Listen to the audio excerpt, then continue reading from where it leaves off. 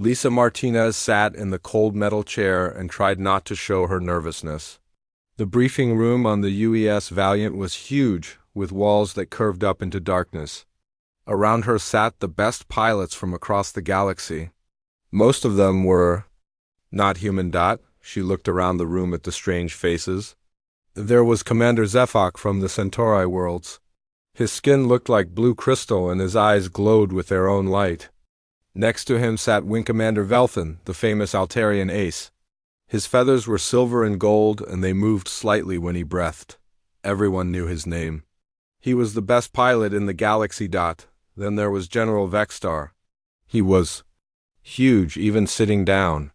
His skin was dark green and covered in scars from old battles.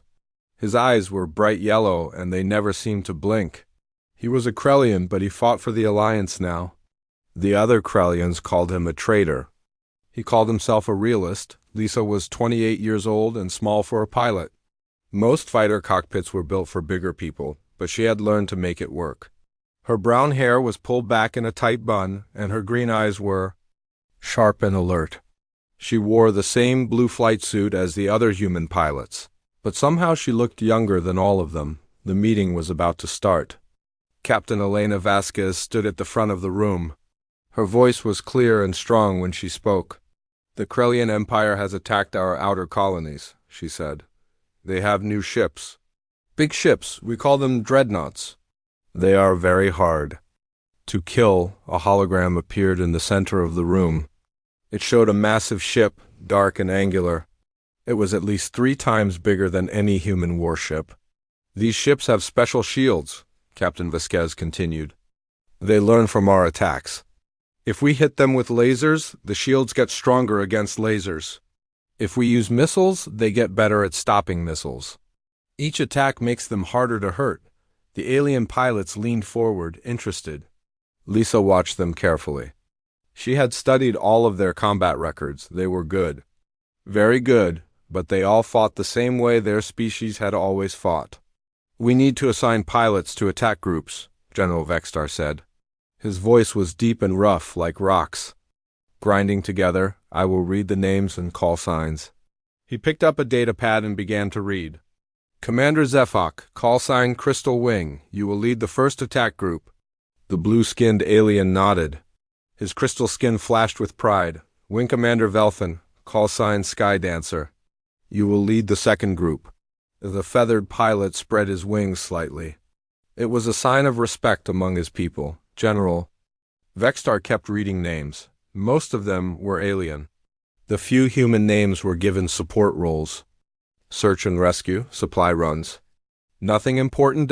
Then he reached Lisa's name. He looked at the datapad and his yellow eyes widened. Then he made a sound that was almost like laughter. It was not a nice sound. "Lisa Martinez," he said, and his voice was full of amusement.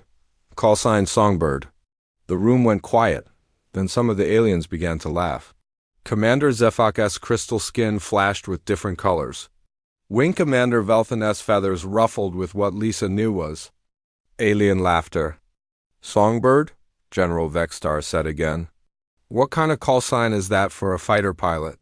Did they run out of real warrior names?" More laughter filled the room. Lisa felt her cheeks get warm, but she kept her face calm. She had heard this for many times. "Humans and their soft names," Commander Zefok said. His voice sounded like wind chimes. "They name their warriors after delicate creatures. How do they expect to fight a real war?" Wing Commander Velthan nodded his elegant head. "My people have a saying. You cannot hunt with a pet bird, you need a hawk." General Vexstar looked directly at Lisa. "Tell me, little songbird, what do you sing about? Pretty flowers? Peaceful meadows?" Lisa looked back at him steadily. "I sing about victory, sir." This made the aliens laugh even harder. General Vexstar's scarred face twisted into what might have been a smile. "Victory? Have you ever even seen real combat, child?" Lisa wanted to tell him about the pirate raids in the Outer Rim, about the time she had fought 3 enemy fighters, alone and won, about the medal she had earned for saving a transport full of civilians, but she knew it would not matter. They had already decided who she was. I have seen enough, sir, she said quietly.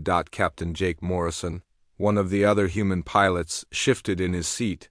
Lisa could see he wanted to say something, but she gave him a small shake of her head. Lieutenant Amy Rodriguez, sitting on her other side, looked angry.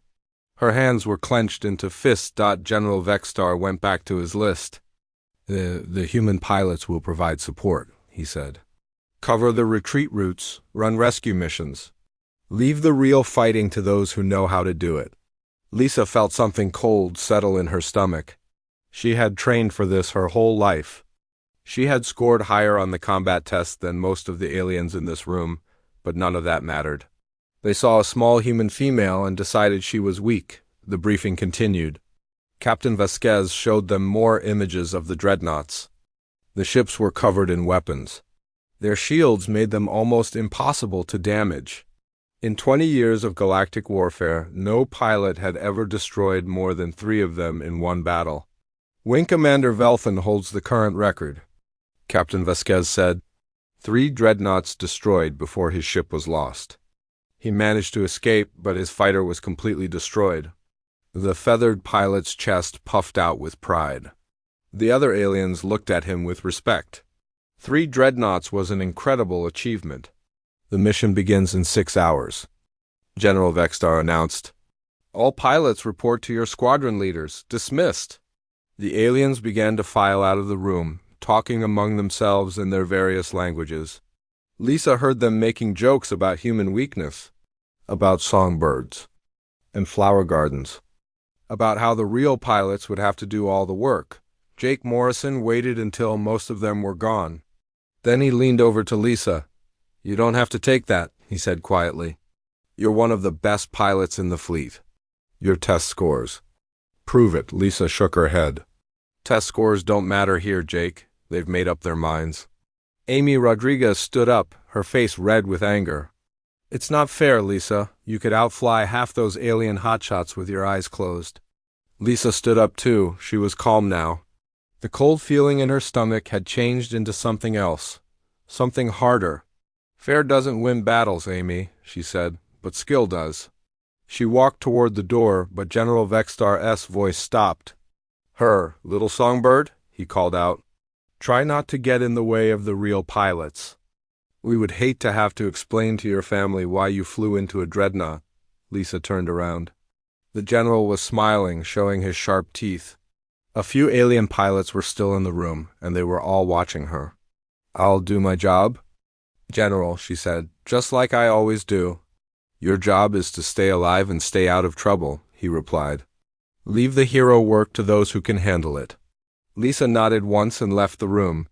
In the hallway, she could hear the aliens still laughing. They were making more jokes about humans and their soft ways, about how they would have to babysit the human pilots during the battle. She walked to her quarters slowly, thinking about what she had heard. The dreadnoughts were powerful, but they were not invincible. Their shields learned from attacks, but learning took time, and during that time they were vulnerable. Lisa had an idea. It was dangerous, and it would require perfect timing, but it might work. It might work very well. She reached her quarters and began to prepare for the battle. In 6 hours, she would show the galaxy what a songbird could really do. The alarm bells rang through the ship as the fleet dropped out of hyperspace. Lisa was already in her cockpit, running through the pre-flight checks. Her fighter was a Raptor-class interceptor, smaller than most alien ships, but fast and agile. She had modified it herself over the years, adding better sensors and upgrading the weapon systems. Through her cockpit window, she could see the Kepler 442 system spread out before them. What she saw made her stomach twist with anger. The outer colonies were burning. Space stations hung in twisted metal pieces. Debris fields floated where cargo ships used to be. And in the middle of it all, 12 massive dreadnoughts moved slowly through space like giant predators. All pilots, this is control. Captain Vasquez's voice crackled through the radio. Enemy dreadnoughts confirmed. 12 targets total. Begin attack pattern Alpha. Lisa watched her sensors as the alien fighters launched from the fleet carriers. Commander Zephok's crystal ships gleamed like blue stars as they formed up. Wing Commander Velthan's squadron moved in perfect formation, their silver fighters catching the light from the system's sun. The other alien pilots spread out in attack groups, ready to prove their worth. Human pilots maintain support positions, General Vextar's voice cut through the chatter. Stay back and cover our retreat routes. Do not engage the primary targets. Lisa gripped her controls tighter. Her squadron was assigned to patrol the outer edge of the battle zone. They were supposed to watch for enemy reinforcements and help any damaged ships get back to the fleet. It was important work, but it was not where the real fighting would happen. She activated her radio. Songbird ready for launch. Copy that, Songbird, came the reply from the flight deck. You are cleared to launch. Remember your mission parameters. Lisa's fighter shot out of the launch bay and into open space. The view was even worse from out here. She could see the dreadnoughts clearly now.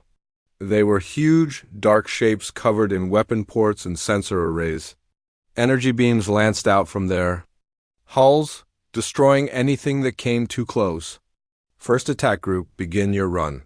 General Vextar ordered. Commander Zephok's fighters dove toward the nearest dreadnought. Their plasma cannons lit up the darkness with brilliant blue fire. The shots hit the enemy ship's shields and flared into nothing. The dreadnought's shields glowed brighter, adapting to the attack. No effect, Commander Zephok reported. Shields are holding. Continue the attack, General Vextar replied. Concentrate fire on the forward sections. The crystal ships fired again, pouring more plasma into the dreadnought's shields. This time, the shields barely flickered. The enemy ship had learned from the first attack and made itself stronger. Lisa watched from her patrol position as the battle developed. Wing Commander Velthan's group tried a different approach. They used kinetic missiles, hoping to overwhelm the shields with physical force. The missiles exploded against the dreadnought's hull in brilliant flashes, but when the light faded, the ship was undamaged. Kinetic weapons ineffective, Wing Commander Velthan reported. The shields are adapting faster than expected. More attack groups joined the fight. The Altarians tried sonic weapons that could shatter most ship hulls. The Centauri used focused gravity beams that could crush metal. The Valorians fired streams of superheated particles. Nothing worked. The dreadnoughts learned from each attack and became stronger. Worse, the enemy ships were fighting back. Their weapons were massive, designed to destroy capital ships. When they fired at the smaller fighters, the results were devastating. Lisa watched in horror as a group of Altarian fighters simply vanished in a ball of white fire. Blue Squadron is down, someone reported over the radio. No survivors. Red Squadron, pull back, General Vextar ordered. You're taking too much damage. But the dreadnoughts were not staying still. They moved forward, pushing deeper into the system. Behind them, more enemy ships were jumping in. Cruisers and destroyers, all heading for the inner colonies where millions of people lived. Lisa switched her radio to the command frequency. She could hear the growing panic in the voices of the fleet officers. We're losing too many ships, Captain. Vasquez was saying, the adaptive shields are working better than our intelligence predicted. Pull back to secondary positions, Admiral Chun ordered. We need to regroup and find a new strategy. Lisa looked at her tactical display. The alien pilots were brave and skilled, but they were thinking like they always had. They saw a problem and threw their best weapons at it. When that didn't work, they threw more weapons. But the dreadnoughts were built to handle that kind of attack. She studied the sensor readings from the battle. Each time the alien fighters attacked, there was a brief delay before the shields adapted. Maybe 2 or 3 seconds where the defenses were weak. The aliens were missing it because they kept using the same weapons over and over. Songbird, report your status, came a call from flight control. Songbird is on station, Lisa replied. No enemy contact on the perimeter. But even as she said it, she was changing course. Her fighter turned away from the patrol route and headed toward the battle zone. She had seen enough. The alien pilots were going to lose this fight unless someone tried something different. Songbird, you are leaving your assigned area. General Vextar's voice cut through the radio chatter. Return to patrol immediately, Lisa didn't answer. She was too busy running calculations in her head. The dreadnought's shields needed time to analyze each attack. If she could hit them with different weapons in quick succession, maybe she could slip through during the adaptation period. Her fighter screamed toward the nearest dreadnought. The massive ship was currently under attack by Wing Commander Velthan's remaining fighters. They were hitting it with everything they had, but the shields were holding easily. Songbird, acknowledge your orders, General Vextar demanded. Return to your patrol route now. Lisa switched her radio to the open channel so everyone could hear her. Negative, Control. I am engaging the primary target. The response was immediate. Commander Zefak's voice crackled with disbelief. The human has lost her mind. She will be destroyed in seconds. Songbird, break off immediately, Wing Commander Velthan ordered. You are not equipped for this type of combat. General Vextar's voice was filled with anger. Lisa Martinez, you will return to your assigned position or face court-martial. That is a direct order, Lisa ignored them all. She was already in weapons range of the dreadnought. The massive ship turned some of its guns toward her, but she was small and fast. The heavy weapons designed to destroy capital ships had trouble. Tracking her fighter, she had loaded her weapons with a special pattern she had worked out during the flight. Pulse lasers first, then kinetic rounds, then plasma bursts. 3 different weapon types with 3 different energy signatures. The dreadnought's shields would have to adapt to each one separately. Here we go, she whispered to herself. Her first shot was a pulse laser, bright red energy that lanced out toward the dreadnought's hull. The shields flared and absorbed it, just like they had absorbed hundreds of other attacks. But Lisa was already firing her second weapon. The kinetic round hit the shields while they were still adapting to the laser. For just a moment, the barrier flickered. Then it solidified again. But Lisa's third shot was already on the way. The plasma burst struck the dreadnought's hull directly. The shields had been busy adapting to the kinetic round and couldn't stop the energy beam. It burned through the ship's armor and into the interior. The radio channels erupted with shocked voices. Impossible, Wing Commander Velthan breathed. The shields should have stopped that. But Lisa was already lining up her second attack run. The dreadnought was trying to turn toward her, but she was too fast. She danced around the massive ship's weapon ports. Staying in the blind spots where the big guns couldn't reach her. Her weapons cycled through the pattern again. Laser, kinetic, plasma. Each shot hit during the brief moment when the shields were vulnerable. Explosions bloomed along the dreadnought's hull as her attacks found their target. How is she doing this? Commander Zefak demanded over the radio. Lisa's voice was calm and focused. Human pilots train differently than you do, Commander. We don't just memorize attack patterns, we learn to break them. The dreadnought was damaged now, but it was still dangerous. It turned all of its remaining weapons toward Lisa's small fighter. Energy beams filled the space around her, close enough that she could feel the heat through her cockpit walls. She rolled and twisted, using every trick she had learned in 20 years of flying. Her fighter moved like a living thing, never staying in one place long enough for the enemy guns to lock on. Her fourth attack run was perfect. All 3 weapons hit their targets in rapid succession. The dreadnought's shields failed completely, and Lisa's final plasma burst punched through the ship's reactor core. The explosion was beautiful and terrible. The massive dreadnought broke apart in a ball of white fire that lit up the entire battle zone. Debris rained down like metal snow, and the shock waves sent smaller ships tumbling. For a moment, the entire battle stopped. Both sides stared at the expanding cloud of wreckage where the dreadnought had been. Then the radio channels exploded with voices. Confirmed kill on enemy dreadnought, Captain Vasquez reported, her voice filled with amazement. Songbird has destroyed a primary target. The wreckage of the first dreadnought was still glowing when Lisa turned toward her second target. The massive enemy ship was moving away from the debris field, trying to put distance between itself and the small human fighter that had just done the impossible. All units, General Vextar's voice came over the radio. Songbird has confirmed one dreadnought kill. Repeat, one enemy capital ship destroyed. The alien pilots were still in shock. Lisa could hear them talking over their squadron channels, their voices filled with disbelief. Commander Zifok's Crystal Fighters had stopped their attack runs and were hovering in space, watching her. "This cannot be real," Wing Commander Velthan said. "The adaptive shields are supposed to be perfect.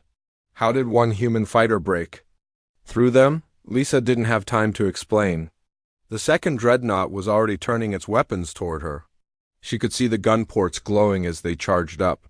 This ship had learned from watching her destroy the first one. It would be ready for her attack pattern, but Lisa had been watching too. She had seen how the shields reacted to different weapons. More importantly, she had seen how long it took them to adapt.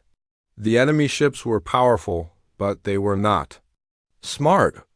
They were machines, and machines could be tricked. She accelerated toward the second dreadnought, but this time she took a different approach. Instead of flying straight at it, she used the debris from the first ship as cover. Chunks of twisted metal floated between her and the enemy, blocking their sensors and making it hard for them to target her. The dreadnought fired anyway. Massive energy beams lanced out, turning pieces of debris into glowing vapor. But Lisa was already somewhere else, weaving between the larger pieces of wreckage like a bird flying through a forest. "Songbird, what is your attack plan?" General Vextar asked. His voice was different now. The mockery was gone. He sounded like a military commander talking to a skilled pilot. "I'm going to hit it where it doesn't expect to be hit," Lisa replied. She came out of the debris field at full speed, but instead of attacking the dreadnought's main hull, she aimed for the weapon ports. Her first shot was a kinetic round that smashed into one of the charging gun barrels. The weapon exploded from the inside, sending shrapnel across the ship's hull. Before the shields could adapt, she fired her pulse laser at a different weapon port. The beam burned through the gun's focusing crystals, and another weapon went offline. Her third shot, a plasma burst, hit the ship's sensor array. The dreadnought was blind and partially disarmed, but it was still dangerous. Lisa could see escape pods launching from its hull. The crew knew their ship was doomed. She made another pass, this time targeting the ship's engines. Her weapon pattern was different again. Plasma first, then kinetic, then laser. The shields tried to adapt, but she was hitting different parts of the ship each time. The adaptation system couldn't keep up. The second dreadnought's reactor went critical. The explosion was even bigger than the first one, lighting up the battle zone like a new sun. Lisa flew through the edge of the blast wave, her fighter's hull glowing red from the heat. "Two down," she reported calmly. The radio channels exploded with chatter. Every pilot in the fleet was talking at once. The alien commanders were trying to understand what they had just witnessed. "Impossible," Commander Zefok said. "Two dreadnoughts in less than 10 minutes. This violates everything we know about these ships." Wing Commander Velthan's voice was filled with something like awe. "The record is 3 ships destroyed in one battle. That record has stood for 20 years. Lisa was already studying her next target. The third dreadnought was the largest one in the enemy fleet. It was hanging back, using the other ships as shields. The enemy commander was smart enough to realize that the small human fighter was the biggest threat on the battlefield. "Songbird, be advised," Captain Vasquez called from the command ship. "The remaining dreadnoughts are changing formation. They're trying to protect each other." Lisa could see it on her tactical display. The enemy ships were moving into a tight group, overlapping their shields and weapon coverage. It was a smart move, but it also gave her an opportunity. "I see it, Control," she replied, moving to attack position. But before she could engage the third dreadnought, she had to deal with the smaller enemy ships. Krellian destroyers and cruisers were moving to intercept her. They couldn't match her speed, but they didn't have to. All they had to do was get in her way. The first destroyer fired a spread of missiles at her. Lisa rolled her fighter and dove beneath them, but more ships were coming. They were trying to box her in, force her to fight on their terms. "Songbird, you have multiple enemy contacts closing on your position," Amy Rodriguez called from her patrol ship. "Do you need assistance?" Lisa looked at her tactical display. Jake Morrison and the other human pilots were moving toward her position, but they were too far away to help. The alien squadrons were still regrouping after watching her destroy two dreadnoughts. Negative, Amy, I can handle this. She turned toward the approaching destroyers. These ships were smaller than the dreadnoughts, but they were also faster and more maneuverable. Their shields were different too. Instead of adaptive barriers, they used rapid cycling energy fields that could deflect most attacks. Lisa smiled grimly. She had fought ships like these before. During the pirate raids in the Outer Rim, the trick was not to fight them like capital ships. You had to think of them as very large fighters. The first destroyer came at her with all guns blazing. Lisa waited until the last second, then rolled hard to the right. The enemy ship's energy beams passed harmlessly beneath her. She was now flying parallel to the destroyer's hull, close enough to see the individual weapon ports. Her fighter's guns spoke in rapid sequence. Not the careful pattern she had used against the dreadnoughts, but a continuous stream of fire. Laser. Kinetic, plasma, laser, kinetic, plasma. The destroyer's shields flickered under the constant barrage. The enemy ship tried to turn away, but Lisa was already moving. She flew along the destroyer's hull like she was following a road, her weapons carving deep gouges in the armor.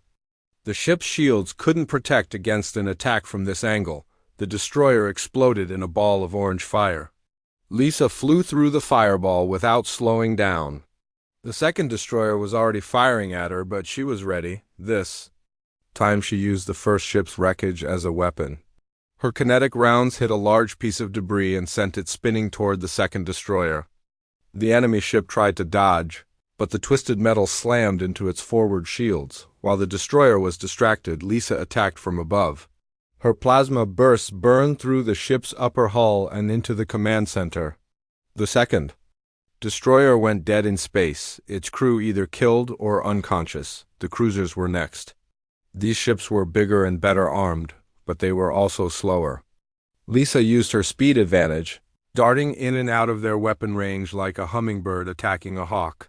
She destroyed the first cruiser by targeting its weapon magazines. The ship's own ammunition exploded and tore it apart from the inside. The second cruiser lasted longer, but Lisa was patient. She wore it down with hit-and-run attacks until its shields failed, and her weapons could reach the reactor core with the escort ships destroyed. Lisa finally turned her attention back to the third dreadnought. The massive ship was waiting for her, all of its weapons trained on her approach vector. The enemy commander had been watching her fight. He knew her tactics now. "Songbird, that dreadnought is ready for you," General Vexstar warned. "It has analyzed your attack patterns. Its shields will be prepared." Lisa nodded, even though he couldn't see her. "I know, General, but I have something it hasn't seen yet." She accelerated toward the third dreadnought, but this time she didn't try to hide her approach. She flew straight at it, her fighter's weapons charging up. The enemy ship's sensors locked onto her immediately. The dreadnought fired everything. It had energy beams, missiles, particle cannons, gravity weapons. The space around Lisa's fighter lit up like a deadly fireworks display. But she was not where they expected her to be. At the last second, she had cut her engines and used her fighter's maneuvering thrusters to flip end over end. She was now flying backward, still moving toward the dreadnought but facing the opposite direction. The enemy weapons had been aimed at where she should have been, not where she actually was. Lisa fired her weapons while flying backward. The pattern was completely different from anything she had used before. Instead of hitting the dreadnought's main hull, she targeted the base of its weapon arrays. The shields were configured to protect the ship's center, not its extremities. Her shots found their mark. Weapon ports exploded along the dreadnought's hull. The ship's main guns went offline one by one.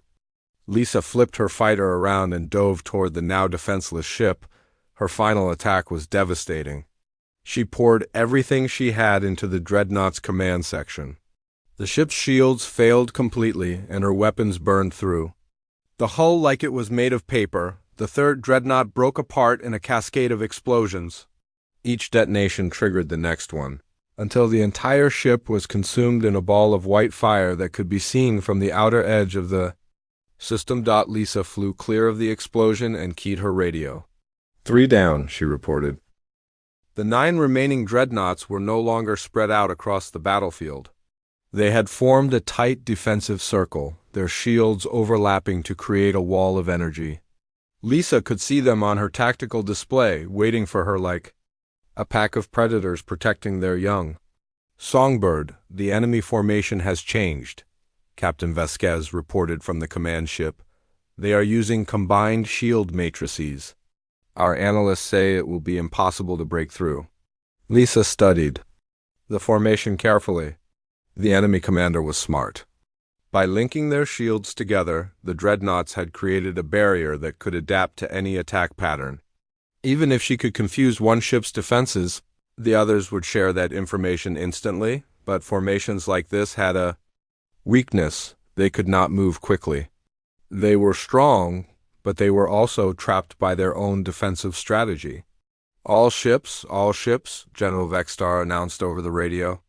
Songbird has tied the 20-year combat record. 3 enemy capital ships destroyed in one engagement. The alien pilots were watching her from a safe distance. Their own attacks had failed completely, but they could not look away from the small human fighter that had done the impossible. Wing Commander Velthan's voice was filled with respect. In my people's culture, we have legends about warriors who could defeat any enemy. I thought they were just stories.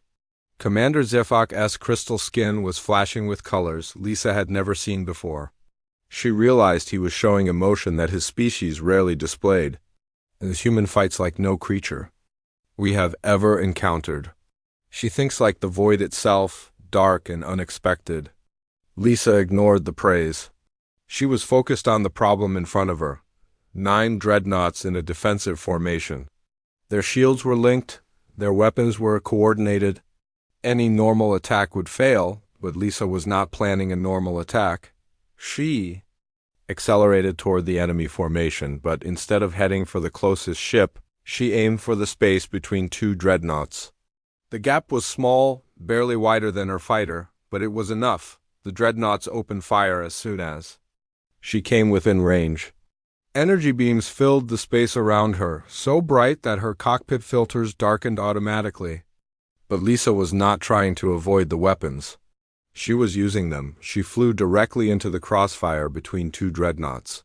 The enemy ships were firing at her, but their beams were also hitting each other's shields.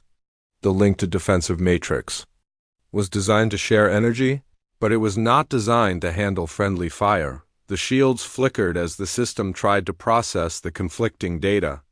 For just a moment, the barrier between the 2 ships weakened. Lisa fired a single plasma burst through the gap, hitting the hull of the nearest dreadnought. The explosion was small, but it was in exactly the right place. The plasma burst hit the ship's shield generator, and the defensive matrix collapsed on that side of the formation. Lisa was already moving to exploit the weakness. She dove through the gap in the shields and found herself inside the enemy formation. The dreadnoughts could not fire at her without hitting each other. The 4th dreadnought tried to ram her fighter. The massive ship turned ponderously, trying to crush her against its hull, but Lisa was too fast. She used the ship's own movement against it. Flying along its surface like a bird riding the wind, her weapons carved deep gouges in the dreadnought's armor. Without its shields, the ship was vulnerable. Her plasma bursts burned through the hull and into the interior spaces. She could see atmosphere venting from the holes she had made. The dreadnought's reactor went critical within minutes. The explosion was contained by the other ship's shields, but the blast wave threw Lisa's fighter tumbling through space. She fought to regain control as alarms screamed in her cockpit. 4 down, she reported, her voice steady despite the spinning. Lights outside her canopy. The radio channels were silent for a long moment. Then Wing Commander Velthan spoke, his voice barely above a whisper. The record is broken. After 20 years, the record is broken, but Lisa was already attacking the 5th dreadnought. This ship had learned from watching her destroy the 4th. 1. It was moving away from the formation, trying to get room to maneuver. The other ships were spreading out too, abandoning their defensive circle. The enemy is adapting to your tactics. General Vextar warned. They will not make the same. Mistake twice, Lisa smiled grimly. Good, I was getting bored. The fifth dreadnought was trying to lead her away from the other ships. It wanted to fight her one-on-one, where its superior firepower would matter. But Lisa had no intention of fighting fair. She chased the dreadnought toward the edge of the battle zone, where the debris from destroyed ships floated in dark clouds. The enemy ship's sensors were having trouble tracking her through the wreckage. But Lisa knew exactly where she was going. She had been watching the battle from the beginning. She knew where every piece of debris was located. More importantly, she knew which pieces were still powered. The emergency beacon from a destroyed Altarian cruiser was still transmitting. Lisa flew close to the wreckage and activated her fighter's communication array. The beacon's signal merged with her own, creating a false sensor reading on the dreadnought's sensors. It looked like Lisa's fighter had suddenly become much larger. The ship's targeting system locked onto the false signal and fired everything it had at the dead cruiser dot. While the dreadnought was wasting its ammunition on wreckage, Lisa attacked from the opposite direction. Her weapons hit the ship's engine array, crippling its ability to maneuver. The massive vessel went into a slow tumble, helpless to avoid her follow-up attacks. The fifth dreadnought died in a series of internal explosions as Lisa's weapons found its reactor core. The ship broke apart like a flower opening its petals, beautiful and terrible at the same time. 5, Lisa announced. The remaining dreadnoughts were panicking now. Lisa could see it in their movements. They were no longer fighting. As a coordinated unit, each ship was trying to save itself. The sixth dreadnought tried to escape. It turned away from the battle and began accelerating toward the edge of the system, but Lisa was faster. She caught up with the fleeing ship and attacked its engines first, then worked her way forward along the hull. The ship's crew was abandoning their posts. Escape pods streamed from the dreadnought's hull like seeds from a dying flower. Lisa let them go. She was not interested in killing helpless people. She just wanted to stop their ship from threatening the colonies.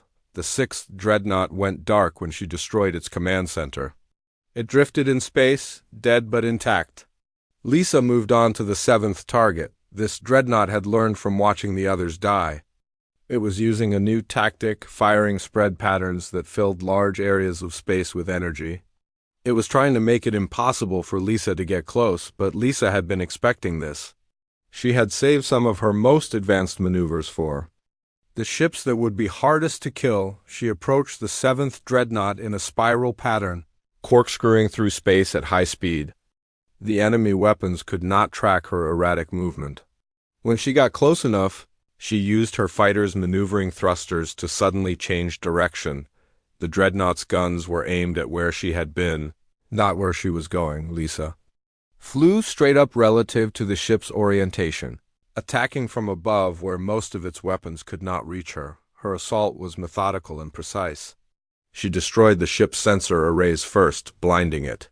Then she took out its communication equipment so it could not coordinate with the other ships.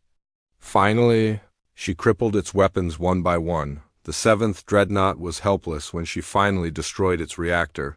It had become a target instead of a threat. 7 down, Lisa reported. Jake Morrison's voice came over the radio, filled with awe. Lisa, what you're doing is impossible. The computers say no single pilot can handle this much combat stress. Lisa checked her instruments. Her heart rate was elevated but steady. Her hands were not shaking. She felt focused and calm, like she was in a training simulation instead of a real battle. The computers don't know everything, Jake, she replied.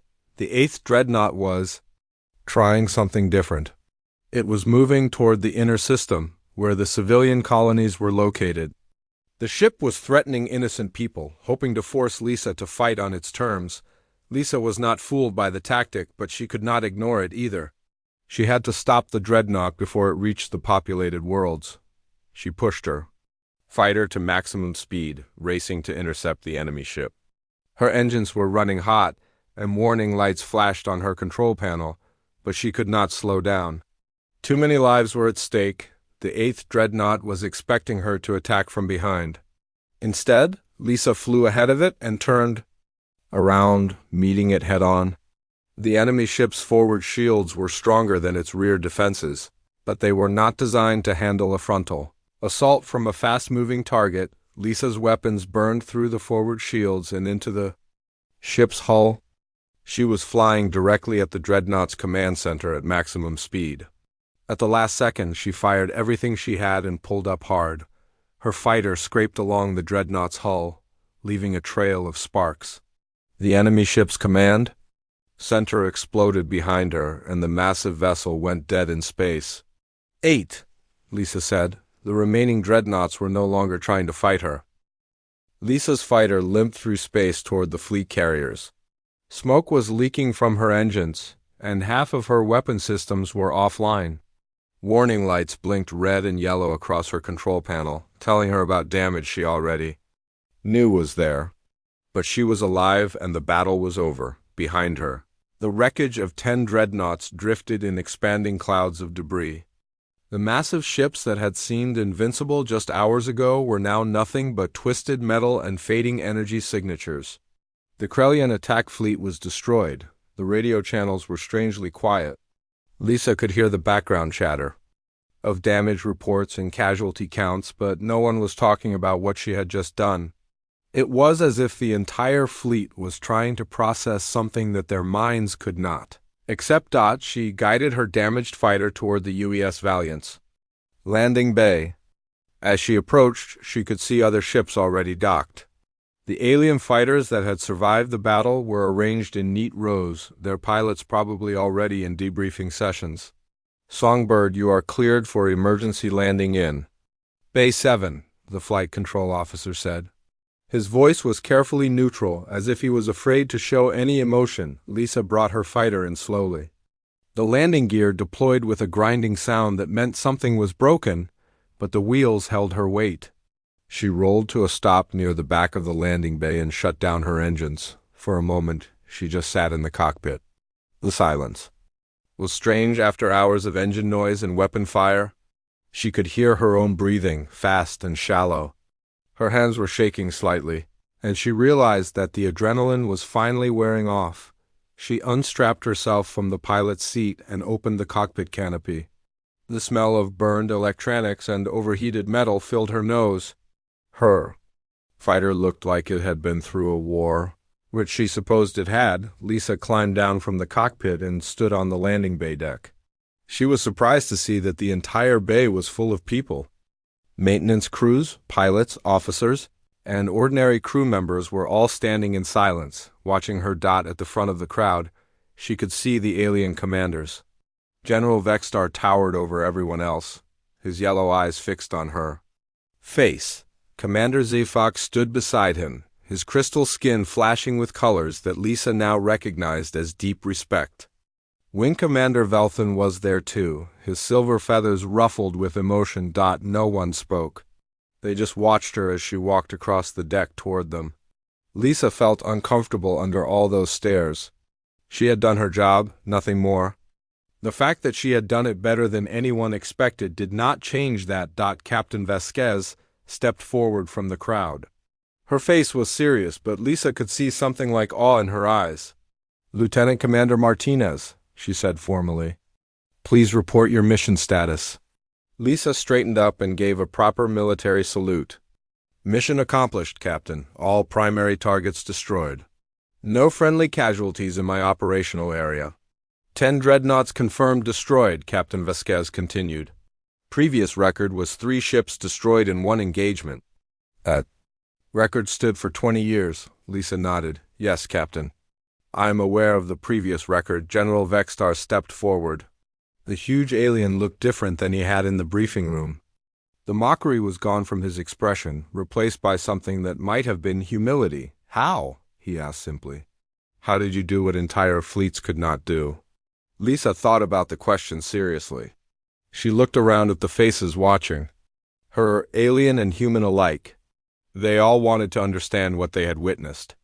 I fought them differently than they expected, she said finally. The dreadnoughts were built to handle traditional fleet tactics. Energy weapons, missile barrages, coordinated attacks from multiple ships. but they were not designed to fight a single opponent who kept changing the rules. Commander HFY's skin flashed with curious colors. But their adaptive shields should have learned from your attacks. Each pattern should have become useless after the first time you used it. Lisa smiled slightly. That's exactly what I was counting on, Commander. I never used the same pattern twice. Every attack was different. I gave their computers so much conflicting data that they could not adapt fast enough. Wing Commander Velthan spread his wings slightly, a sign of respect among his people. You fought with the wisdom of chaos. My ancestors would have called you a storm dancer. I fought with the training the Earth Defense Fleet gave me, Lisa replied. Human pilots learn to improvise. We are taught that the enemy will always have better weapons or stronger shields, so we learn to win with tactics instead of technology. Jake Morrison pushed through the crowd. His face was filled with pride and amazement. Lisa, do you realize what you've accomplished? Military historians will study this battle for the next 100 years, Lisa shrugged. I was just doing my job. Jake, the colonies were in danger. The fleet needed those dreadnoughts destroyed, so I destroyed them. Amy Rodriguez was right behind Jake. She looked like she wanted to hug Lisa but was afraid to in front of all the senior officers. You saved millions of lives today. The inner colonies would have been defenseless if those ships had gotten through. General Vextar was still staring at Lisa with his unblinking yellow eyes. In my culture, we have a saying, the greatest warrior is the one who wins without fighting. But you have shown us something different. You won by fighting in a way that no one else could imagine. What will you do now? Commander HFY asked. After this victory, you could have any assignment in the fleet. Any position you want, Lisa looked around the landing bay. Her damaged fighter sat behind her like a wounded bird. The deck crews were already starting to examine the damage, checking to see what could be repaired and what would need to be replaced. I would like to go back to my squadron, she said quietly. My people need me. And there are still pirates in the Outer Rim that need to be dealt with. Wing Commander Velthan tilted his head, a gesture of confusion among his species. You do? Not want fame, recognition, a promotion to fleet command? Lisa shook her head. I want to keep flying. I want to keep protecting people. That's what I signed up for when I joined the fleet. Captain Vasquez stepped forward again. Unfortunately, Lieutenant Commander, that decision may not be up to you. What you did today has changed everything. The alien races that were considering joining the Krellian Empire will think twice now. They have seen what human pilots can do. The political implications are enormous, General Vextar added. The balance of power in this sector has shifted.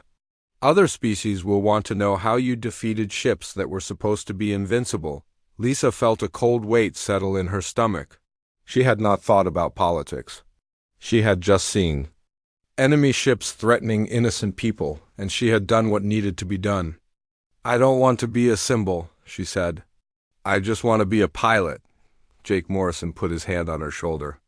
I don't think you have a choice anymore, Lisa. Like it or not, you're famous now. Every human in the galaxy is going to know your name, Amy Rodriguez nodded. And every alien species is going to want to understand how humans think.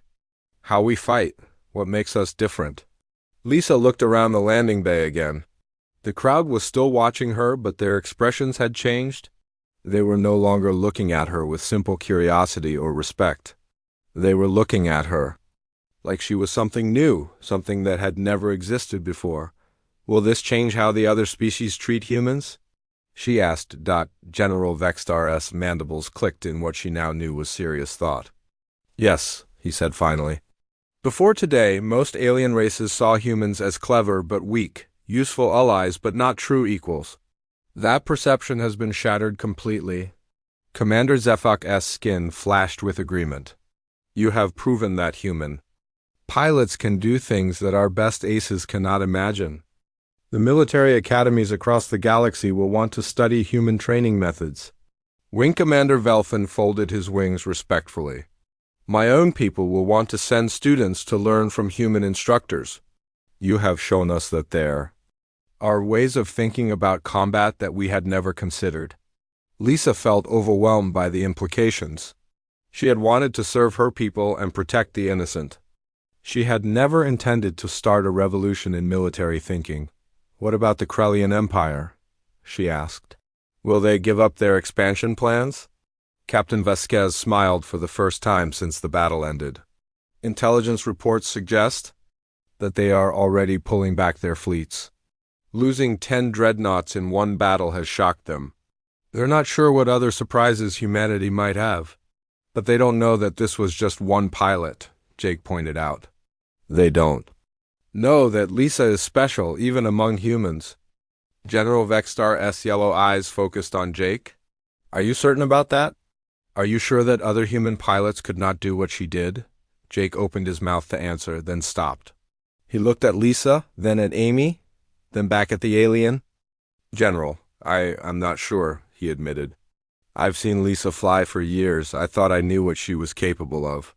But today, today I proved that human limits are different than alien limits, Lisa said quietly. We don't think the same way you do. We don't fight the same way.